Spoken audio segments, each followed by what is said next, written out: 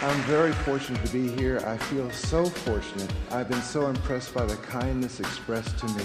There's so many good people trying to do so much good. I'm a public school teacher, and I just want to share a story. My superintendent, she's a very high-tech superintendent. She uses smart boards, she blogs, she tweets, she does Facebook, she does all this sort of high-tech stuff. She's a technology leader and instructional leader. But in her office, there's this old wooden, weather-worn table, kitchen table, peeling green paint, it's kind of rickety. I said, "Pam, you're such a modern, cutting-edge person. Why is this old table in your office?" And she told me, she said, "You know, I grew up in southwestern Virginia, the coal mines and the farmlands of rural Virginia. And this table was in my grandfather's kitchen. And we'd come in from playing, he'd come in from plowing and working, and we'd sit around that table every night. And as I grew up, I heard so much knowledge and so many insights and so much wisdom come out around this table. I began to call it the wisdom table. And when he passed on, I took this table with me, brought it to my office, and it reminds me of him. It reminds me of what goes on around an empty space. The project I'm going to tell you about is called the World Peace Game. And essentially, it is also an empty space. And I'd like to think of it as a 21st century wisdom table. It all started back in 1977. I was a young man dropping in and out of college, and my parents were very patient, but I had been doing intermittent sojourns to India on a mystical quest. And I remember the last time I came back from India in my long white flowing robes and my big beard and my John Lennon glasses, I said to my father, "Dad, I think I've just about found spiritual enlightenment." He said, "Well, there's one more thing you need to find." I said, "What is that, Dad?" "A job." And so they pleaded with me to get a degree in something. It was an experimental education program. It could have been dentistry, but the word experimental was in it, so that's what I had to go for. And I went in for a job interview in the Richmond Public Schools in Virginia, the capital city. And I walked in and I sat down and had an interview, and I guess they were harder for teachers because the supervisor, her name was Anna Aero, said I had the job teaching gifted children. And I was so shocked, so stunned, I got up and said, "Well, thank you, but what do I do?" Gifted education hadn't really taken hold too much. There weren't really many materials or things to use. And I said, "What do I do?" And her answer shocked me, stunned me. Her answer set the template for the entire career I was to have after that. She said, "What do you want to do?" And that question cleared the space. There was no program directive, no manual to follow, no directives no standards in gifted education that way. And she cleared such a space that I endeavored from then on to clear a space for my students, an empty space whereby they could create and make meaning out of their own understanding. So this happened in 1978, and I was teaching many years later, and a friend of mine introduced me to a young filmmaker. His name is Chris Farina, who's made a film called World Peace and Other Fourth Grade Achievements. He proposed the film to me, and I said, "Well, maybe it'll be on local TV and we can say hi to our friends." But the film has really gone places. So he made a film, and it turns out to be more than a story about me, more than a story about one teacher. It's a story that's a testament to teaching and teachers. It's a beautiful thing, and the strange thing is when I watched the film, I had the eerie sensation of seeing it. I saw myself literally disappear. What I saw was my teachers coming through me. I saw my geometry teacher in high school, Mr. Roussel's wry smile under his handlebar mustache. That's the smile I use, that's his smile. I saw Jan Polo's flashing eyes, and they weren't flashing in anger, they flashed in love, intense love for her students. And I had that kind of flash sometimes. And I saw Miss Ethel J. Banks, who wore pearls and high heels to elementary school every day. And you know, she had that kind of old school teacher stare. You know the one. And I'm not even talking about you behind me because I got eyes at the back of my head. You know that teacher? Oh, I didn't use that stare very often, but I did have it in my repertoire.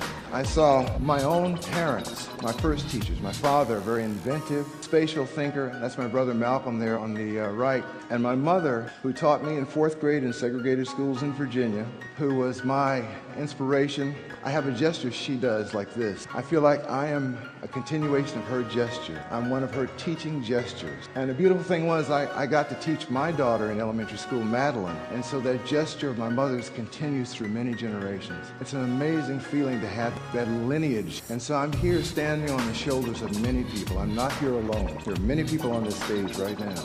And so this World Peace Game I'd like to tell you about. It started out like this. Just a 4-foot by 5-foot plywood board in the inner city urban school, 1978. I was creating a lesson for students on Africa. We put all the problems of the world there, and I thought, let's let them solve it. I didn't want to lecture or have just book reading. I wanted to have them be immersed and learn the feeling of learning through their bodies. So I thought, well, they like to play games. I'll make something interactive. And so we made the game, and it has since evolved to a 4 foot by 4 foot by 4 foot plexiglass structure, and it has 4 plexiglass layers.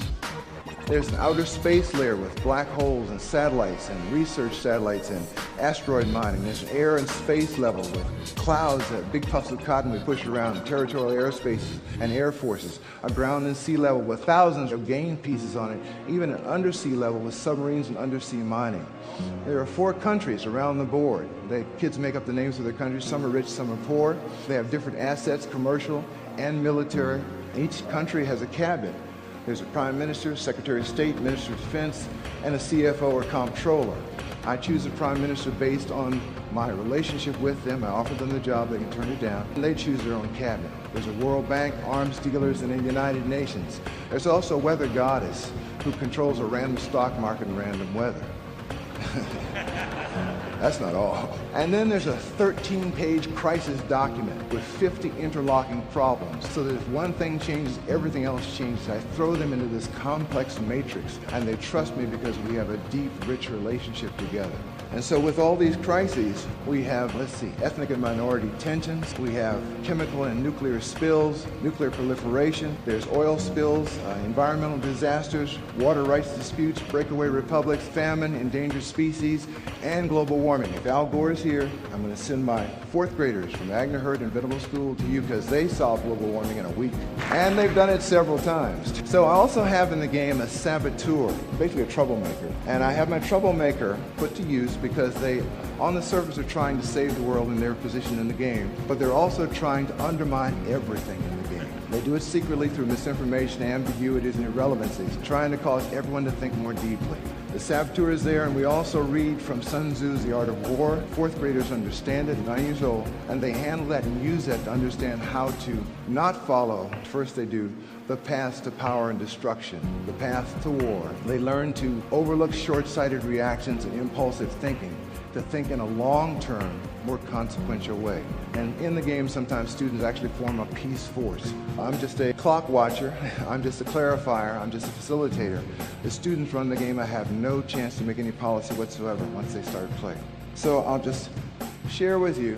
The World Peace game is serious. You're actually getting taught something and how to take care of the world. See, Mr. Hunter is doing that because he says his time has messed up a lot. And he's trying to tell us how to fix that problem. Actually, I can't tell them anything because I don't know the answer, and I admit the truth to them right up front. I don't know. And because I don't know, they've got to dig up the answer. And so I apologize to them as well. I say, I'm so sorry, boys and girls. But the truth is, we have left this world to you in such a sad and terrible shape. We hope you can fix it for us, and maybe this game will help you learn how to do it. It's a sincere apology, and they take it very seriously. Now, you may be wondering what all this complexity looks like. Well, when we have the game start, here's what you see. All right, we're going into negotiation as of now. Go.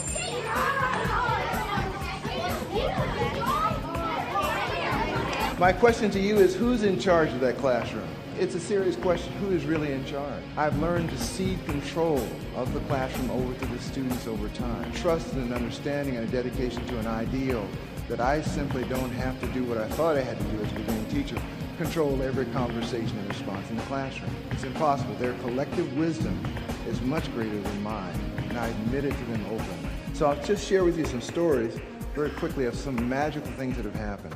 In this game, we had a little girl, and she was a defense minister of the poorest nation. And defense minister, she had a tank corps and air force and so forth.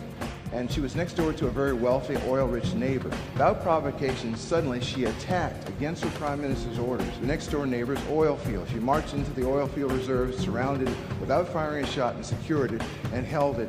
And that neighbor was unable to conduct any military operations because their fuel supply was locked up. We were all upset with her. Why are you doing this? This is the World Peace game. What is wrong with you? It's a little girl. At 9 years old, she held her peace and said, I know what I'm doing. I mean, to her girlfriend, she said that. You know, that's a kind of a breach there. We learned in this, you don't really ever want to cross a 9-year-old girl with tanks. They are the toughest opponents. We were very upset. I thought I was failing as a teacher. Why would she do this? But come to find out, a few game days later, there are turns where we take a negotiation period with all teams, and each team takes a turn. Then we go back in a negotiation round and round, so each turnaround is one game day. So a few game days later, it came to light that we found out this major country was planning a military offensive and to dominate the entire world. Had they had their fuel supplies, they would have done it. She was able to see the vectors and trend lines and intentions long before any of us and understand what was going to happen and made a philosophical decision to attack in a peace game. Now, she used a small war to avert a larger war, so we stopped and had a very good philosophical discussion about whether that was right, conditional good, or not right. That's the kind of thinking that we put them in the situation. I could not have designed that in teaching. It came about spontaneously through their collective wisdom. Another example, a beautiful thing happened. We have a letter in the game. If you were a military commander and you waged troops, the little plastic toys on the board, and you lose them, I put in a letter. You have to write a letter to their parents, fictional parents, your fictional troops, explaining what happened and offering your condolences. So you have a little bit more thought before you commit to combat. And so we had this situation come up last summer, actually, at Agner-Hurst School in Albemarle County, and one of our military commanders got up to read that letter, and one of their kids said, Mr. Hunter, let's ask, there's a parent over there, there was a parent visiting that day, just sitting in the back of the room. Let's ask that mom to read the letter. It'll be more realer if she reads it. So we did. We asked her. She gamely picked up the letter. Sure. She started reading. She read one sentence. She read two sentences. By the third sentence, she was in tears. I was in tears. Everybody understood that when we lose somebody, the winners are not gloating. We all lose. And it was an amazing occurrence, an amazing understanding. I'll show you what my friend David says about this. He's been in many battles. We've really had enough of people attacking. I mean, we've been lucky. I mean, the time, now I'm feeling really weird because I'm living what Sun Tzu said 1 week. 1 week he said, those who go into battle and win and will want to go back, and those who lose in battle will want to go back and win. And so I've been winning battles, so I'm sort of going into battles, more battles. And I think it's sort of weird to be living what Sun Tzu said. I get chills every time I see that. That's the kind of engagement you want to have happen. And I can't design that, I can't plan that, and I can't even test that. But it's self-evident assessment. We know that's an authentic assessment of learning. Now, we have a lot of data, but I think sometimes we go beyond data with the real truth of what's going on. So I'll just share a third story. This is about my friend Brennan. We had played the game one session after school for many weeks, about 7 weeks, and we had essentially solved all 50 of the interlocking crises. The way the game is won is all 50 problems have to be solved. Every country's asset value has to be increased above its starting point. Some are poor, some are wealthy, there are billions. A World Bank president was a third grader one time. He said, how many zeros in a trillion? I gotta calculate that right away. But he was setting fiscal policy in that game for high school players who were playing with him. The team that was the poorest had gotten even poorer. There was no way they could win. We were approaching 4 o'clock, our cutoff time. There was about a minute left. And despair just settled over the room. I thought, I'm failing as a teacher. I should have gotten this so they could have won. I should have brought them to the... They shouldn't be failing like this. I've failed them. And I was just feeling so sad and dejected. And suddenly, Brendan walked over to my chair and he grabbed the bell I rang to signal a change or reconvening of cabinets. He ran back to his seat, rang the bell. Everybody ran to his chair. There was screaming, there was yelling, waving of their dossiers. They get these dossiers full of secret documents. They were gesticulating, they were running around. I didn't know what they were doing. I'd lost control of my classroom. The principal walks in, I'm out of a job. Parents are looking at the window. And Brennan runs back to his seat. Everybody runs back to their seat. He rings the bell again. He says, we have, and there's 12 seconds left on the clock. We have all nations pooled all our funds together. $600 billion donations to this poor country to raise their asset value. Will you accept it? Will you accept it? And there are 3 seconds left on the clock. Everybody looks at this prime minister of that country and he says, yes. And the game is won. Spontaneous compassion could not be planned for, that was unexpected and unpredictable. Every game we play is different. Some games are more about social issues, some are more about economic issues, some games are more about warfare. But I don't try and deny them that reality of being human. I allow them to go there and through their own experience learn in a bloodless way how not to do what they consider to be the wrong thing, and they find out what is right their own way, their own selves. And so in this game, I've learned so much from it. But I would say that if only they could pick up a critical thinking tool or a creative thinking tool from this game and leverage something good for the world, they may save us all. if only. On behalf of all of my teachers on whose shoulders I'm standing, thank you.